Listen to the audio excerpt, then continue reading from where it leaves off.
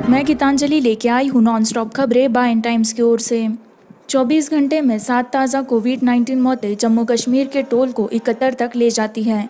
जम्मू कश्मीर ने पिछले 24 घंटों में 7 कोविड-19 से संबंधित मौतों की सूचना दी। केंद्र शासित प्रदेश में कोरोना वायरस के कारण घातक संख्या 71 तक पहुंच गई। अधिकारियों ने गुरुवार को कहा, मरने वालों में से 5 की मौत कश्मीर घाटी में हुई। 2 जम्मू क्षेत्र में लोगों की मौत हो गई। अधिकारियों ने कहा कि घाटी में 5 मौतें यहां SMHS अस्पताल में हुई। उन्होंने बताया कि मृतकों में बारामूला का एक 70 वर्षीय मरीज, बाटामालू का 65 वर्षीय मरीज भी शामिल है। बुड़गाम के 70 वर्षीय व्यक्ति, इन सभी को बुधवार रात को निधन हो गया। अधिकारियों ने कहा, उन्होंने श्रीनगर के नवा बाजार क्षेत्र के एक 80 वर्षीय व्यक्ति और शोपिया के एक 65 वर्षीय व्यक्ति का अस्पताल में निधन हो गया। गुरुवार की सुबह इन रोगियों में से सभी कोविड-19 पॉजिटिव थे और उनमें से कई उच्च रक्तचाप, द्विपक्षीय निमोनिया और श्वसन संबंधी समस्याएं थी, उन्होंने जोड़ा। इसके अलावा एक 65 वर्षीय कोरोना वायरस पॉजिटिव व्यक्ति था जो तीनों के साथ नई दिल्ली लौट आया था।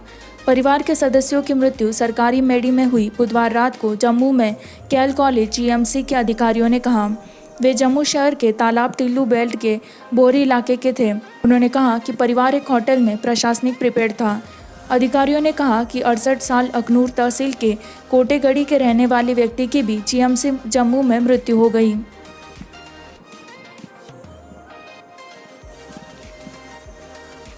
मेघालय सरकार अगले सप्ताह रेस्तरां सैलून को फिर से खोलने की अनुमति देती है।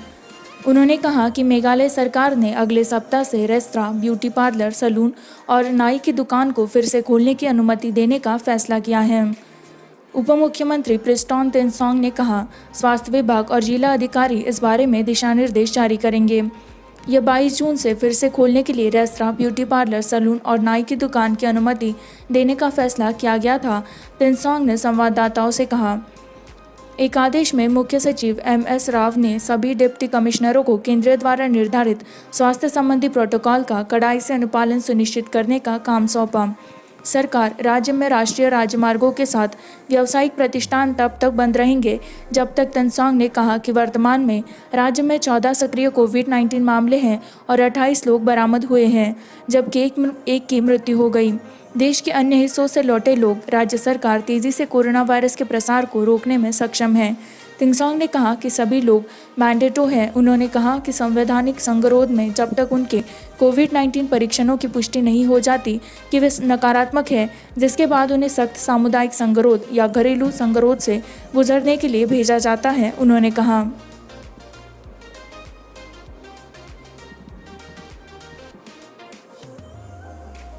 राष्ट्रव्यापी तालाबंदी से इनकार, मोदी कहते हैं। प्रधानमंत्री नरेंद्र मोदी ने बुधवार को मुख्यमंत्रियों को देश को अनलॉक करने के अगले चरण की तैयारी करने की सलाह दी। कोविड महामारी के मद्देनज़र देशव्यापी तालाबंदी के एक नए दौर की अफवाहों को दूर कर दिया। उन्होंने प्रकोप से जुड़ी भावनात्मक चुनौतियों को दूर करने के लिए उनकी मदद भी मांगी। शहीद कलंक, मोदी को पता चला कि तेलंगाना के मुख्यमंत्री के चंद्रशेखर राव ने कहा कि देश भर में नए सिरे से तालाबंदी नहीं होगी।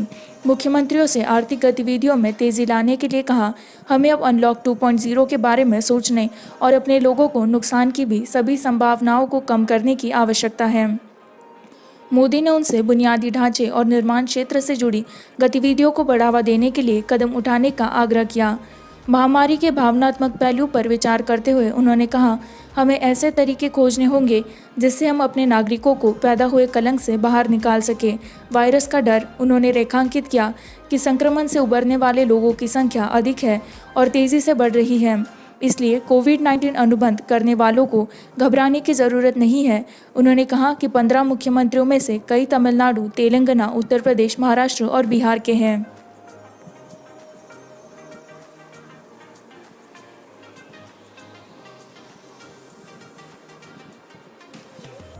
चीन गैलवान बफर जोन संधि को सम्मानित करने में विफल रहा।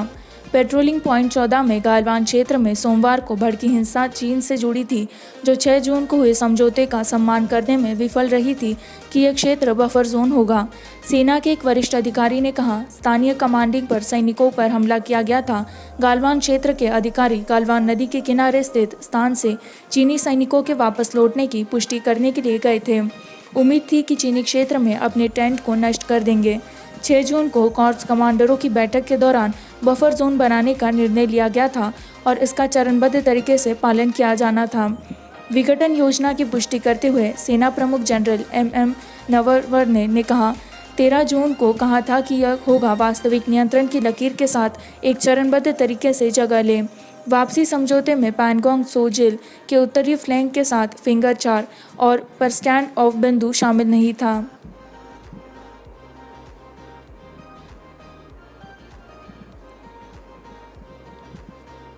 भारत ने संयुक्त राष्ट्र सुरक्षा परिषद का गैर-स्थायी सदस्य चुना। भारत बुधवार को 2 साल के कार्यालय के लिए संयुक्त राष्ट्र सुरक्षा परिषद के गैर-स्थायी सदस्य के रूप में चुना गया। 193 सदस्यीय महासभा में 184 वोट हासिल किए। भारत, आयरलैंड, मेक्सिको और नॉर्वे के साथ भी सुरक्षा परिषद के चुनाव जीते। बुधवार मतदान के लिए 192 सदस्य देश मौजूद थे और 2 में से 3 आवश्यक बहुमत 128 था। भारत के 184 वोट हासिल किए। कनाडा चुनाव हार गया। सदस्य देशों ने भारी समर्थन के साथ 2021-22 के लिए सुरक्षा परिषद की गैर-स्थायी सीट के लिए भारत का चुनाव किया। भारत को 192 वैध मतों से 184 वोट मिले। भारत के स्थायी मिशन ने संयुक्त राष्ट्र में कहा, संयुक्त राष्ट्र के सबसे शक्तिशाली सदस्य भारत में 1 जनवरी से 2 साल के लिए बैठेंगे। साथ ही 5 स्थायी सदस्य चीन, फ्रांस, रूस, ब्रिटेन और अमेरिका के साथ साथ गैर स्थायी सदस्य एस्टोनिया, नाइजर, सेंट विंसेंट और ग्रेनेडाइंस, ट्यूनीशिया और वियतनाम।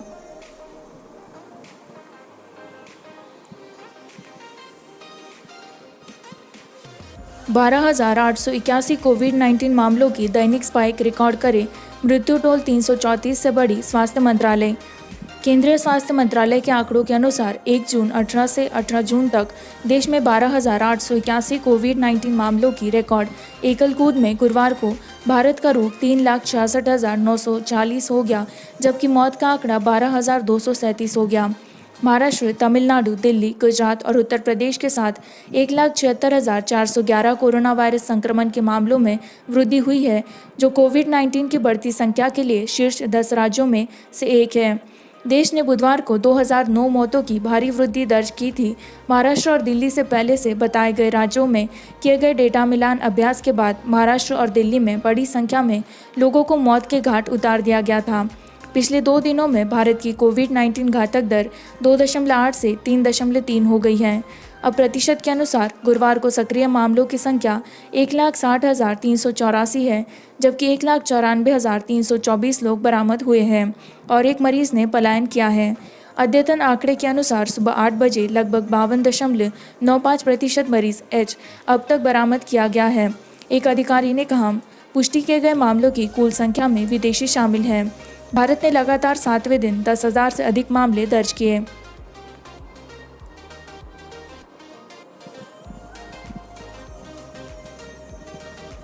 भारत ने BSNL MTNL टेंडर के बाद चीनी कंपनियों को लद्दाख गतिरोध का फैसला किया।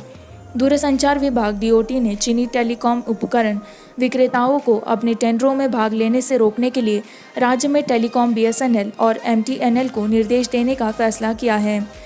एक आधिकारिक सूत्र ने कहा, DOT को पहले के टेंडर को रद्द करने और चीनी बोलीदाताओं को बाहर करने के लिए इसे फिर से काम करने के लिए सेट किया गया है। निविदा को रद्द कर दिया जाएगा और इसे फिर से जारी किया जाएगा। खिलाड़ी भी। लद्दाख में भारत और चीन के बीच हिंसक झड़प के एक दिन बाद ही विकास होता है। दोनों देशों के बीच तनाव काफ़ी बढ़ गया है।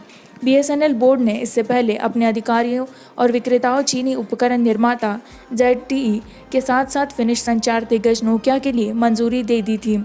लगभग 2,500 करोड़ की 2G और 3G साइट्स का मालिकाना माइग्रेशन 2,300 करोड़ रुपए में 4G सक्षम इकाइयों में शामिल है।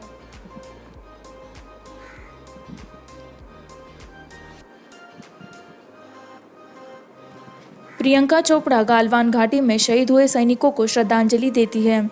अभिनेत्री प्रियंका चोपड़ा जोनास ने गुरुवार को लद्दाख की गैलवान घाटी में चीनी सैनिकों के साथ संघर्ष में मारे गए भारतीय सैनिकों को श्रद्धांजलि दी। फैशन अभिनेता, जो वर्तमान में अपने गायक पति निक जोनास के साथ अमेरिका में रह रहे हैं, ने समर्थन देने के लिए ट्विटर का सहारा लिया। गिरे हुए सैनिकों के परिवार, मेरा दिल सैनिकों और उनके परिवारों पर चला जाता है। ईश्वर उन्हें इस अपूरणीय क्षति से निपटने की शक्ति दे, उन्होंने ट्वीट किया। चीनी सैनिकों के साथ एक हिंसक सामना में भारतीय सैनिकों को मार डाला गया था सोमवार को लद्दाख की गैलवान घाटी में।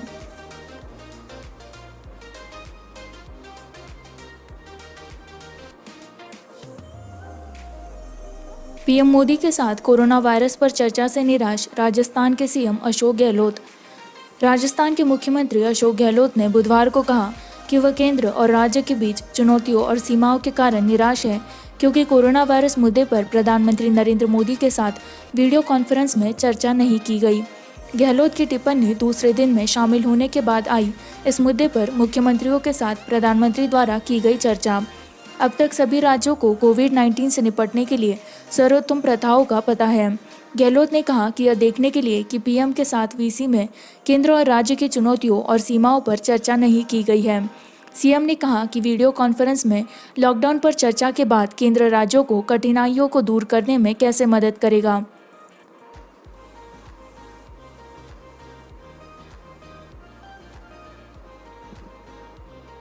केंद्रीय गृह मंत्री अमित शाह दिल्ली एनसीआर में कोविड-19 स्थिति की समीक्षा करते हैं। अधिकारियों ने कहा कि गुरुवार को केंद्रीय गृह मंत्री अमित शाह ने दिल्ली और राष्ट्रीय राजधानी में नोएडा, गुरुग्राम और गाजियाबाद सहित कोरोना वायरस की स्थिति की समीक्षा की। कोविड-19 मामलों की बढ़ती संख्या के बीच दिल्ली और राष्ट्रीय राजधानी क्षेत्र के जिलों के लोगों के आंदोलन का पता चला। बैठक गृह मंत्री ने वायरस के प्रसार की जांच के लिए उठाए गए कदमों की समीक्षा की। केंद्र सरकार के एक अधिकारी ने कहा, बैठक में एनसीआर में हरियाणा, उत्तर प्रदेश और राजस्थान से संबंधित जिले शामिल हैं। इनमें सबसे प्रमुख गुरुग्राम, फरीदाबाद हरियाणा में दोनों, गौतम बुद्ध नगर, नोएडा और गाजियाबाद दोनों उत्तर प्रदेश और अलवार राजस्थान हैं।